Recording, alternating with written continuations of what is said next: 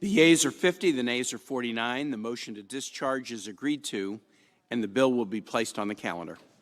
And now, Mr. President, I ask unanimous consent the Senate proceed to immediate consideration of S-2093 for the People Act of 2021.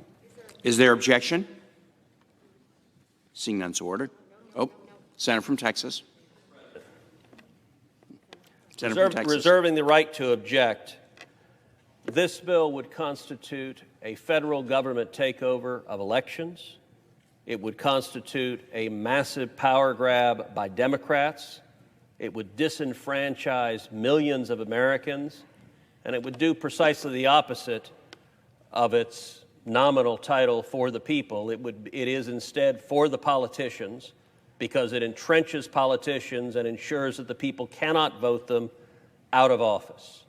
It would strike down virtually every reasonable voter integrity law in the country, including voter ID laws supported by the overwhelming majority of this country, including prohibitions on ballot harvesting, again widely supported by people in this country. It would mandate that felons be allowed to vote, and it would automatically register millions of illegal aliens to vote. It would profoundly undermine democracy in this country, and for that reason I object.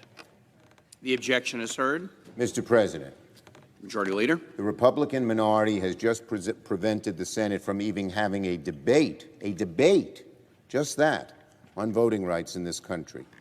I understand my Republican colleagues don't approve of every aspect of the Democratic bill to protect voting rights, but surely there are areas where our two parties can find some agreement. Partisan gerrymandering, for instance, has plagued our country for too long. It skews our democracy towards the extremes. It strips the American people of their right to have a truly representative government. Voters ought to pick their politicians, not the other way around. But in so many states, partisan legislators draw maps that artificially maximize the number of seats that the majority party will win. Some districts are so safe that the most extreme candidates can run and win with hardly any competition. Surely my Republican colleagues would agree that partisan gerrymandering deserves a debate on the Senate floor. It's a small part of S-1, but one that has broad universal support. So I ask unanimous consent, and the support, by the way, of all 50 of my colleagues, of 49 of my Democratic colleagues. So I ask unanimous consent that the Senate proceed to the immediate consideration of S-2670, Calendar 119, the Redistricting Reform Act of 2021. Is there objection? Mr. President. Senator from Texas. Reserving the right to object, the text of the Constitution explicitly assigns the power to engage in redistricting to elected state legislatures in the states. There is a reason for that. That ensures that redistricting is controlled by the people. We have an unfortunate pattern in today's Congress, which is today's Democrats no longer believe in democracy. Their Bill S-1, what many call the Corrupt Politicians Act, is designed to prevent the voters from voting Democrats out of office. This bill, the bill to remove the state legislatures from their constitutionally appointed responsibility of being in charge of redistricting, would instead assign that to commissions and ultimately to the federal courts, to unelected federal judges. Now, redistricting and gerrymandering can lead to ugly consequences. This is not new.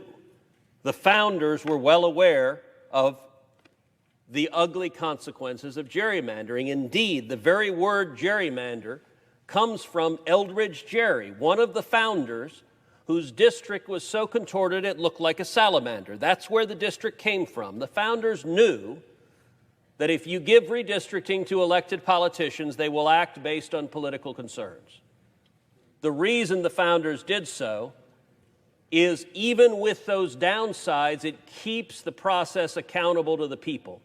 If you instead hand it over to unelected commissions or to unelected federal judges, the people are disenfranchised. That is a serious mistake. I would note, over a decade ago, I defended the constitutionality and the constitutional assignment of that responsibility to the state legislatures before the United States Supreme Court in the Texas redistricting case, and we won a landmark 5-4 victory where the Supreme Court upheld the clear constitutional authorization of legislatures to engage in redistricting, even if they engage in political concerns, because the check on that is not unelected judges second-guessing the people. Rather, the check on that is democracy and the people engaging in their own check and balance. Accordingly, I object. Mr. President. The objection is heard. The Majority Leader. So the American people should understand Republicans just blocked the Senate from even debating legislation to end partisan gerrymandering and make our Congress more representative of the people. Surely our Republican colleagues, however, would agree that billions of dollars in anonymous campaign donations every year is not a function of a healthy democracy. Surely they must agree that America's representatives should have only one boss, the people, not the special interests. So I'm going to ask the Senate now to debate a simple measure to bring a much-needed transparency to campaign donations. Just transparency, not even limits, although I would certainly support those. At the very least, the American people deserve to know who is trying to influence their representatives and how strenuously. So I ask unanimous consent the Senate proceed to the immediate consideration of S. 2671, Calendar 120, the Disclose Act of 2021, which has the support of our entire caucus. Is there objection? Mr. President. Senator from Texas. Reserving the right to object. You know, I would note there is a long history of government trying to force the disclosure of the identity of political contributions, and much of that history is sordid. Indeed, in a landmark case before the United States Supreme Court, racist Southern Democratic politicians tried to force the NAACP to hand over their donor list. And they wanted to do so for reasons that were not difficult to discern, because they intended to persecute those who dared contribute to the NAACP. And the Supreme Court, in a landmark decision, concluded that the Constitution protects against that forced disclosure. But I will say, the Majority Leader said just a few minutes ago, that surely there must be some area of common ground, and indeed there is on this issue. I think all of us, if we were speaking in a moment of candor, if we were not engaged in our typical partisan battle on the floor, would acknowledge the current system is stupid. The current system makes no sense. Super PACs make no sense. Why is that? Because in all of our elections, every one of us has run for elections, there are super PACs, which are independent groups.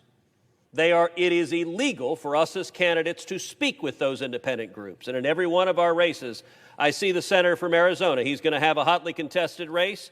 It wouldn't surprise me to see $100 million or more spent in his race, perhaps on both sides. Much of that will be spent in super PACs. It is illegal for us as candidates to communicate with those super PACs, and so we are left with the bizarre situation where there's millions or sometimes tens of millions of dollars being spent on behalf of us, millions, sometimes tens of millions of dollars being spent attacking us, and we can't communicate with them. We hope it has some bearing or relevance to what we believe. Every Congress since I've been here, I've introduced legislation to end this. This is legislation called the Super PAC Elimination Act. This act does two very simple things. Number one, it allows unlimited individual contributions to federal campaigns. Not from unions, not from corporations, but from real human beings, from people, unlimited contributions. I would note, this is the way the state of Texas handles state elections. Number two, my legislation, the Super PAC Elimination Act, requires immediate 24-hour disclosure. So if an individual writes a check to a campaign, that gets disclosed immediately, and you can debate about whether that contribution was corrosive or not. This legislation would not prohibit super PACs, but as a practical matter, super PACs would fade from relevance, because every candidate would much prefer money given to their campaign where you can spend on your own message. It would make far more sense to have an open, transparent system. Accordingly, I ask unanimous consent that the Senate proceed to the immediate consideration of a bill at the desk that would protect freedom of speech in America's electoral process and ensure transparency in campaign finance.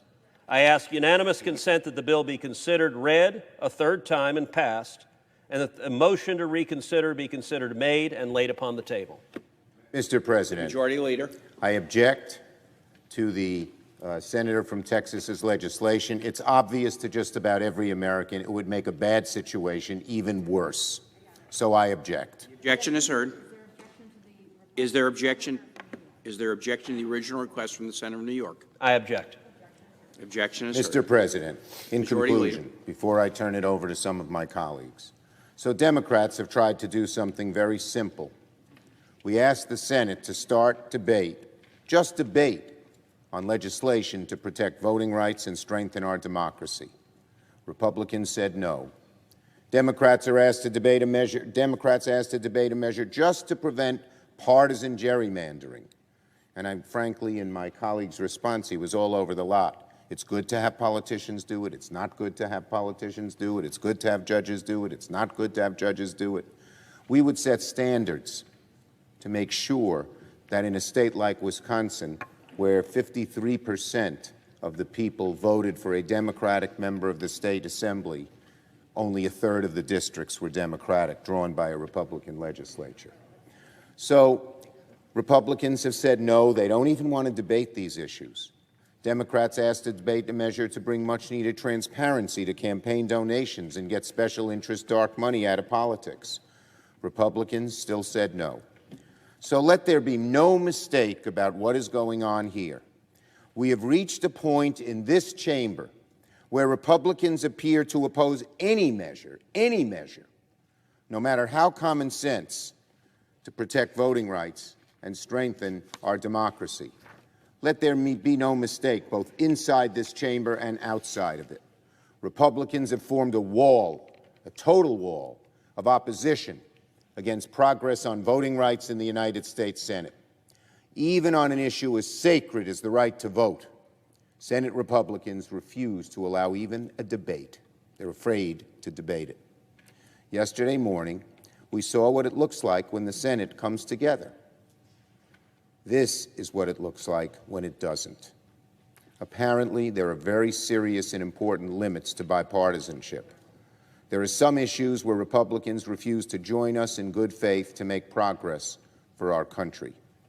I never thought I'd see the day when voting rights, which used to be supported in a bipartisan way as recently as 2006, would be one of those issues. But that's what we have come to, total Republican intransigence when it comes to simple measures to make our democracy more perfect and strengthen the hand of the individual voter. Now, let me be clear. Republicans refusing to support anything on voting rights is not an excuse for Democrats to do nothing. In recent weeks, I have met with a number of Democratic senators, Senators Klobuchar and Merkley, Manchin and Warnock and Padilla, Kaine, King, and Tester, and Manchin, to discuss a compromise voting rights bill. We have made a great deal of progress on that legislation. We had a very good meeting as recently as yesterday afternoon, and we intend to rally around it. So tonight, I am filing cloture on a vehicle to allow the Senate to take up the compromise voting rights bill. Voting rights will be the first matter of legislative business when the Senate returns to session in September. Our democracy demands no less. I yield the floor.